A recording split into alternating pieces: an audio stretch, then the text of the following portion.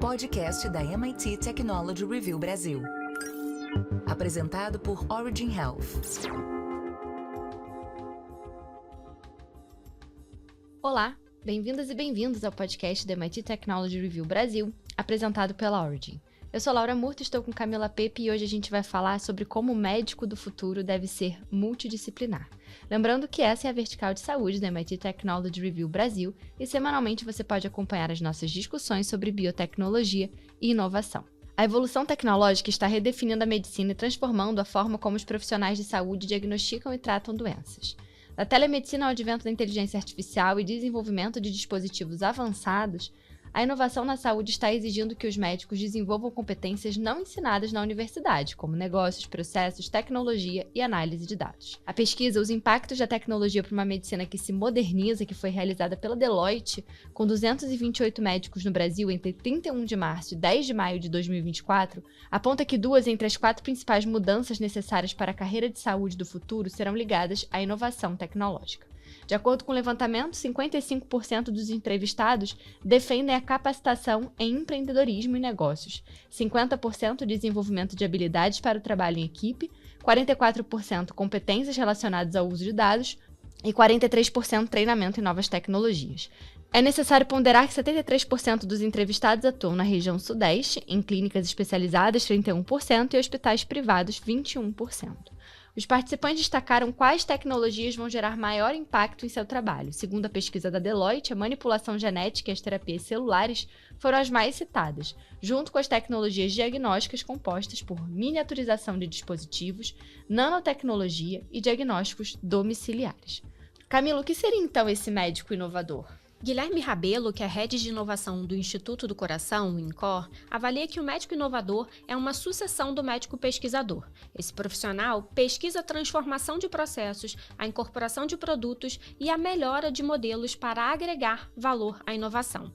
Rabelo alerta que a mudança não pode vir só do indivíduo, mas sim de todo o ambiente. As empresas precisam olhar a inovação como um pilar de sustentação do negócio.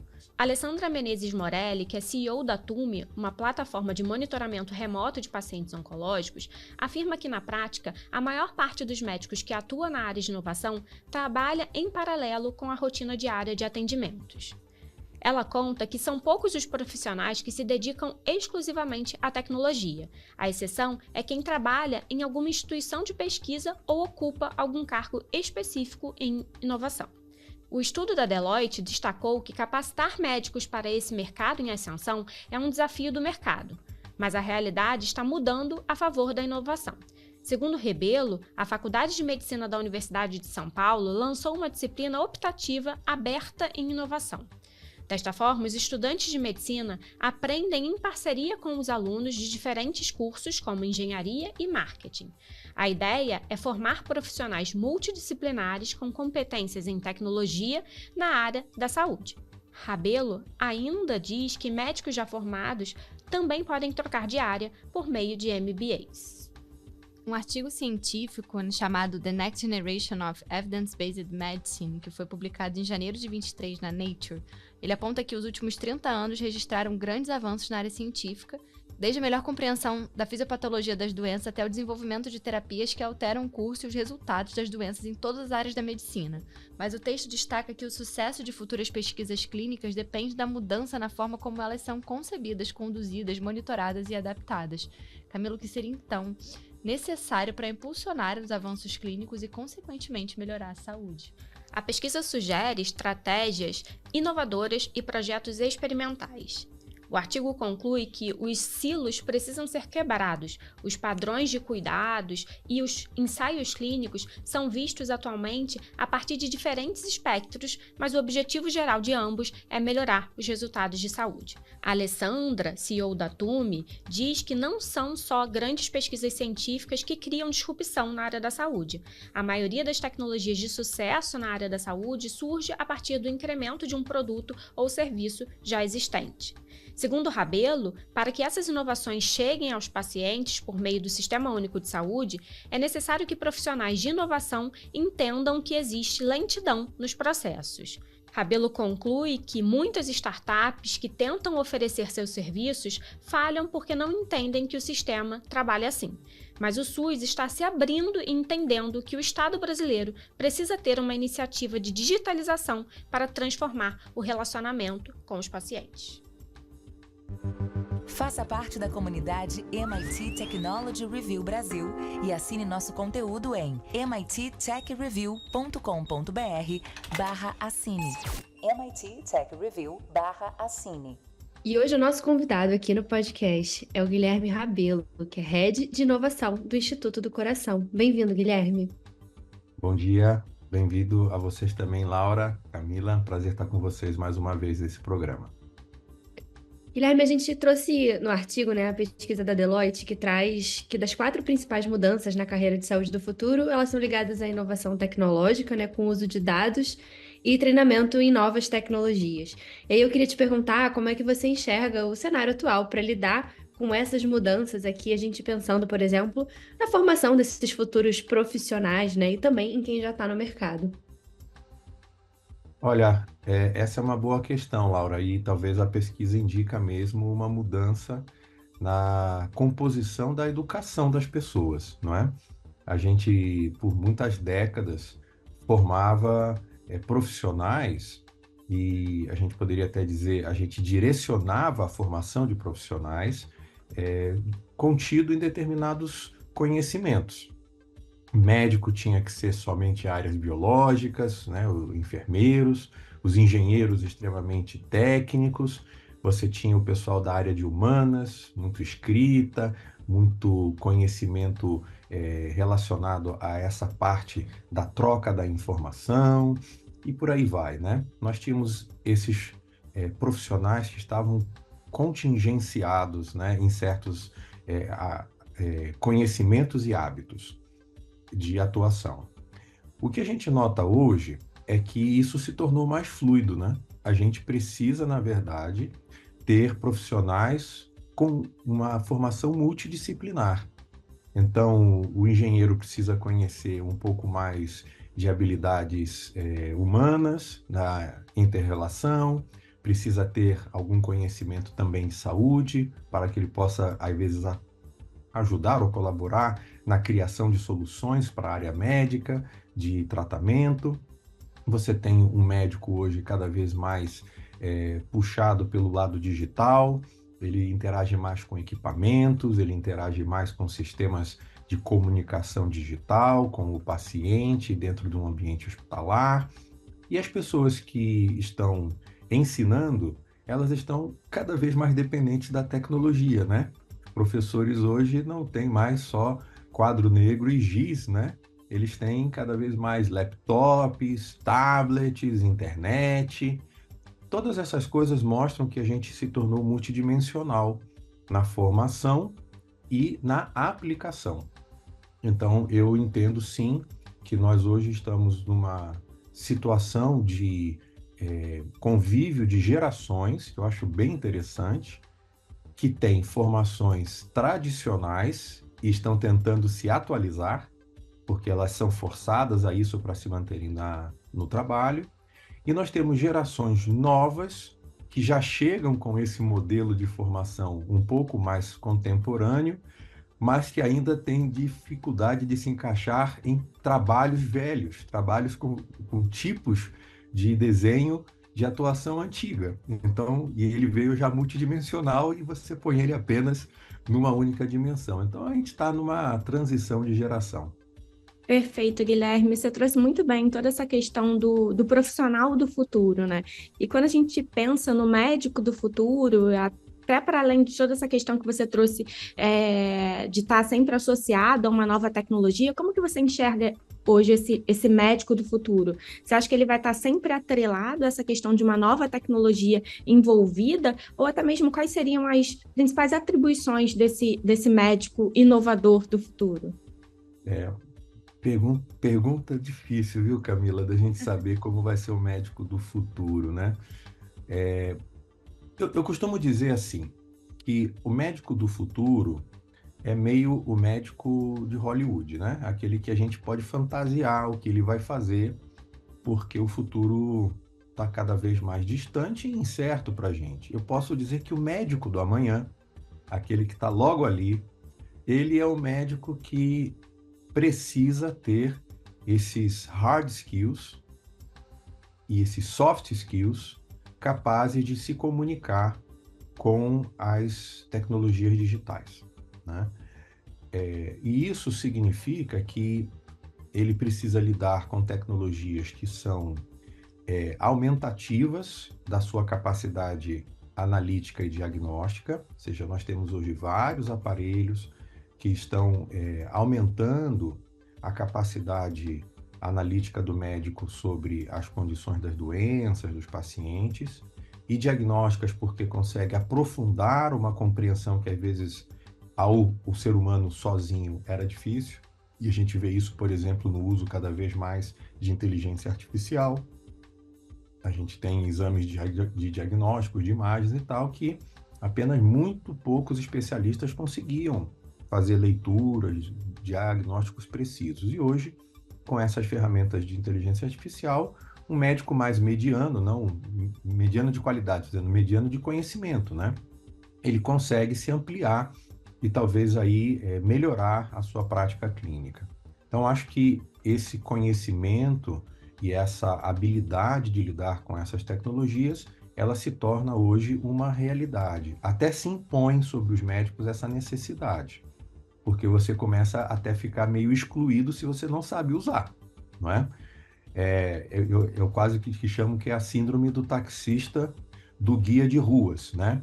Ele ainda pode ser um bom taxista, ter uma boa prática, lembrar de tudo que é rua, mas na hora H, se ele tiver que parar o carro para abrir o mapa, esse taxista se perde, às vezes, por um motorista de Uber novo, que tem pouco tempo, mas é hábil em usar o Waze ou o Google Maps, né? Então, assim, essa é simplesmente uma realidade. A outra coisa que a gente nota é como você tem que formar os novos médicos, Camila, com essa visão já moderna, né? Porque ele, em 4 ou 5 anos, quando ele entra na faculdade, ele sairá um potencial residente e ele já sai digital porque ele já nasceu digital. Os médicos que estão entrando hoje na faculdade de medicina, os enfermeiros que estão entrando, todos eles já nasceram numa geração digital. Então, a gente precisa ajudá-los a incorporar isto cada vez mais rápido, de uma forma que represente posteriormente um profissional ainda mais capacitado a cuidar de um paciente de uma forma mais eficaz e efetiva. Essas ferramentas, essas tecnologias, elas não são substitutivas, elas são aumentativas, né?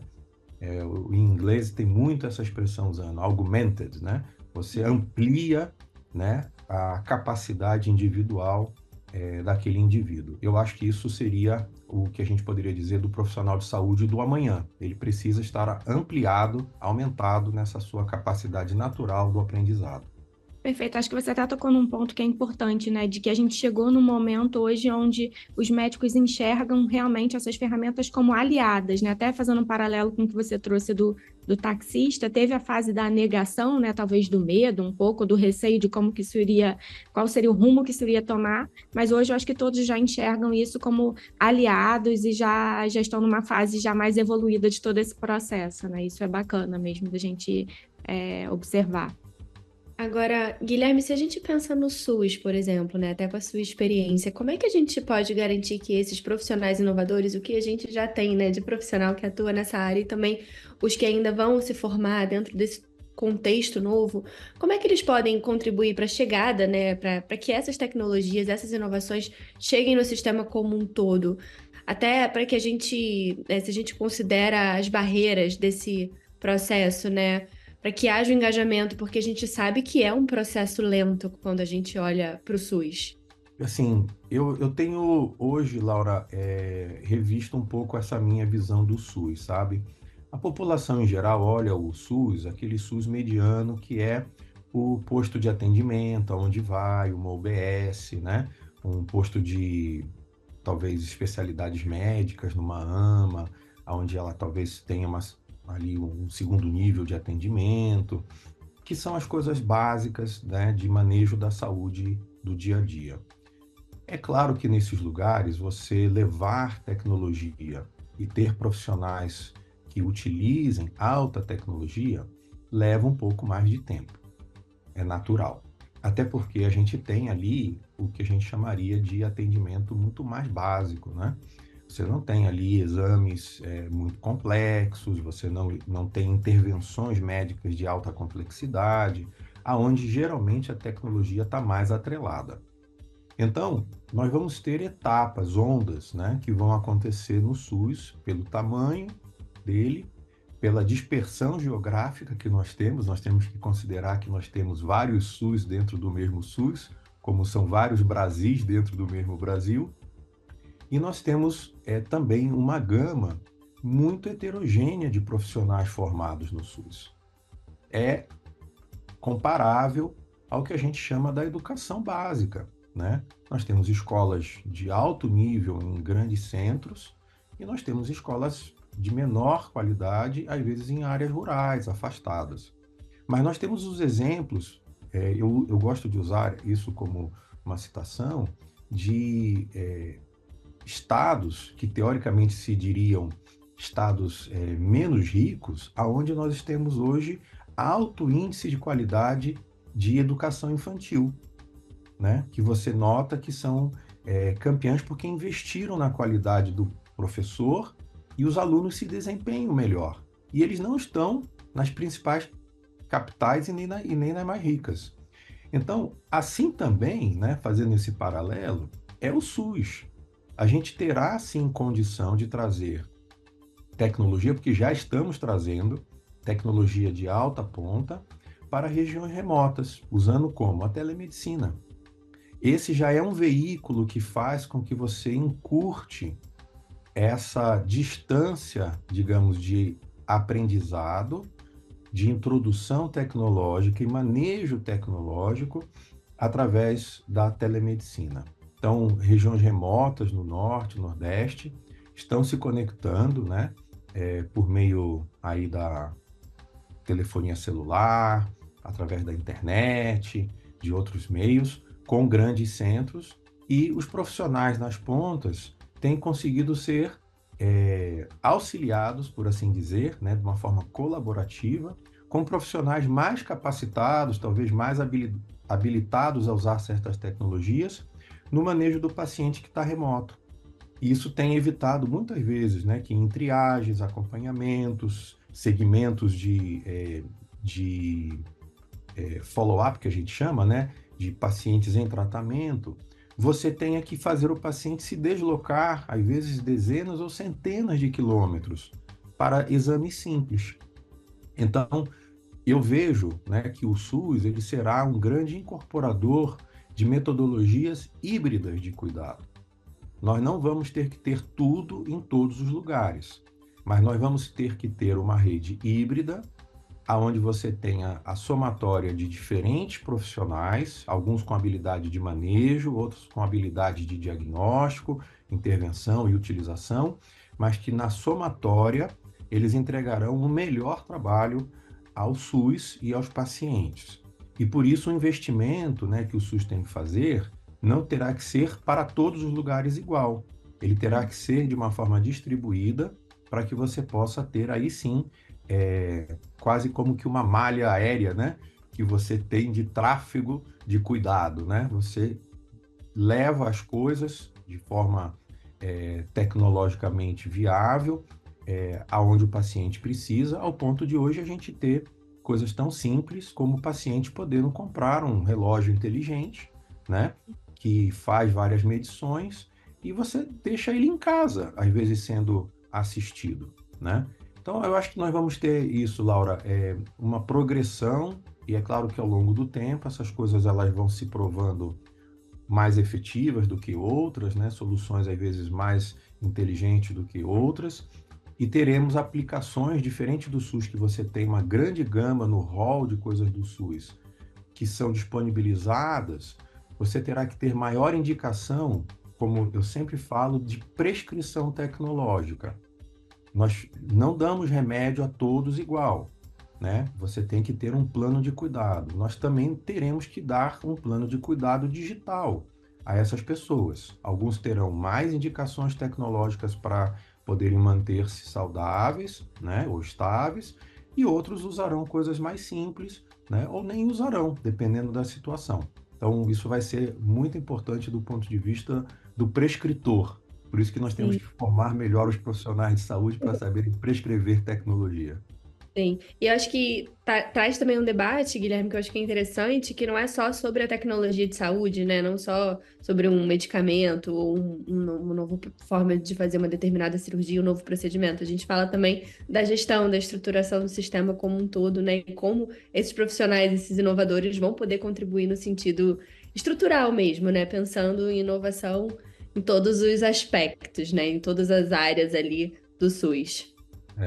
Você vê hoje que tem muitos estudos, né? Eu acho que o próprio pessoal do MIT já produziu vários trabalhos nessa linha, né? Falando sobre a mudança populacional. Nós tivemos recentemente, aqui no Brasil, uma divulgação de como nas próximas décadas nós vamos ter uma mudança assim acentuada do nosso perfil populacional, o perfil envelhecido da população. Nascendo menos crianças, em 20, 30 anos, nós estaremos aí com uma quantidade de população mais velha do que mais jovem. Então, o que significa é que nós vamos ter um sistema pressionado, sistema de saúde, pressionado a lidar com mais doenças crônicas de uma pessoa mais envelhecida, e todos nós estamos rumando para isso, do que as doenças infantis e as doenças da juventude, né? Então, esse próprio fato social, que nenhum de nós controla, né? A gente sempre lida com isso demograficamente, vai levar a todos os operadores públicos e privados a precisarem repensar as suas linhas de cuidado.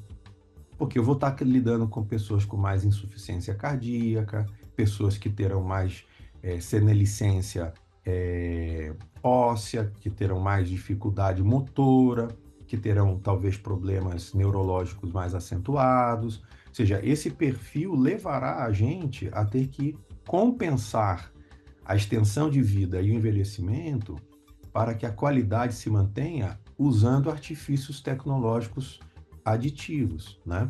Então, como é que a gente vai fazer? Nós vamos esperar acontecer para a gente tentar pensar? Seria burrice, né?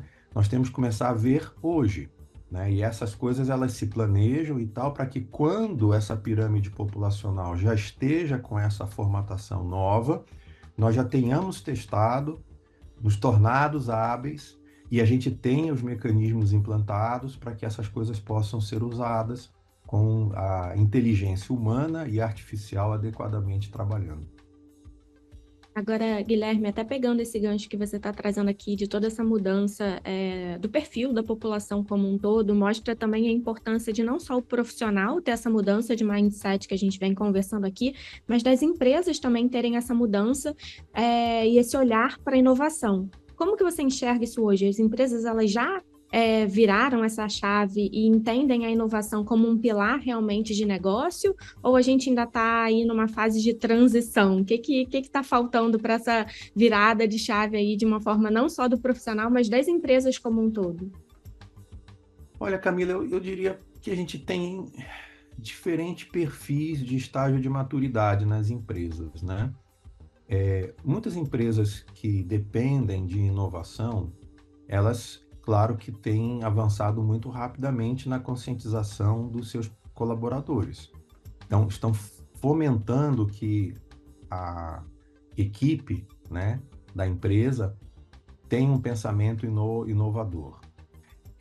E acho que esse é um aspecto de sobrevivência, tá, de grande parte das empresas, né, que precisam disso. As empresas que são replicadoras, copiadoras, elas não têm mentalidade inovadora, né? E essa é uma grande parcela. A maior parte não cria nada, copia. E tá tudo bem também, a gente sabe que isso faz parte, né? Você copiar modelos e tal, você gera mais opções, mas você não tem toda hora que inventar o iPhone, eu digo, né? Você vai melhorando aqui, melhorando ali, tem várias versões e tal. Então você aumenta a gama de opções a partir de ideias inovadoras, né, de produtos inovadores e de pessoas inovadoras. Mas a gente tem que lembrar que com essa mudança social acelerando, muitas empresas que retardarem a mentalidade de inovação como estruturante, como sendo um pilar dela, ela tem a possibilidade de se tornar defasada e não conseguir alcançar a sua sobrevida por muito tempo. Porque copiar é uma coisa mais simples, né? Mas o nosso cliente está ficando mais esperto, né? A gente poderia dizer assim, o nosso cliente consegue hoje fazer uma distinção melhor, não só de marca, mas de qualidade de produto, né? E como a gente hoje consegue comprar coisas do mundo inteiro, você consegue trocar de fornecedor também muito rápido, né? Então, vocês, como mulheres, sabem que hoje você não precisa só comprar roupa na loja da esquina, né, ou do bairro. Vocês compram roupa globalmente e vem de vários lugares. E às vezes a preços mais acessíveis, coisas mais interessantes. Então, com isso, eu diria que ter um time de inovação na empresa hoje é tão essencial quanto você ter um bom time de vendas. O que vai mudar nisto é a característica dos gestores dessas empresas em eles permitirem que hajam mentes inovadoras, porque para muitos isso ainda é uma ameaça. Ter funcionários, colaboradores muito inovadores, às vezes é uma pedra no sapato de muito gestor antiquado. Então, a gente tem também, eu acho que um desafio, a gente poderia dizer não só geracional, mas eu acho um desafio de estilo de gestão para muitas empresas. E nos hospitais não são diferentes, nos ambientes clínicos. Nós temos muitas lideranças que são respeitadas, são professores, acadêmicos, com muitos anos de experiência, mas que são ainda detentores da metodologia da ficha. Ele ainda anota numa fichinha e põe ali dentro do envelopinho, enquanto que ele tem na frente dele, e ele não usa um computador, que ele não sabe manejar.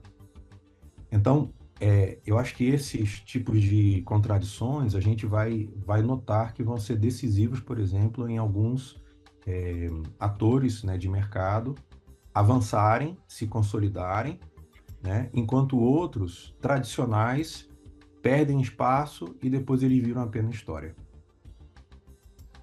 Guilherme, eu queria agradecer sua participação aqui no podcast. A gente já falou, né, de Hospital do Futuro, falamos hoje de médico inovador. Acho que fica aí um convite para a gente falar de um episódio sobre gestão inovadora, né? Que a gente vê Opa! a importância desse pilar mesmo, né? Não só como uma salinha ali dentro das companhias, mas como uma cultura.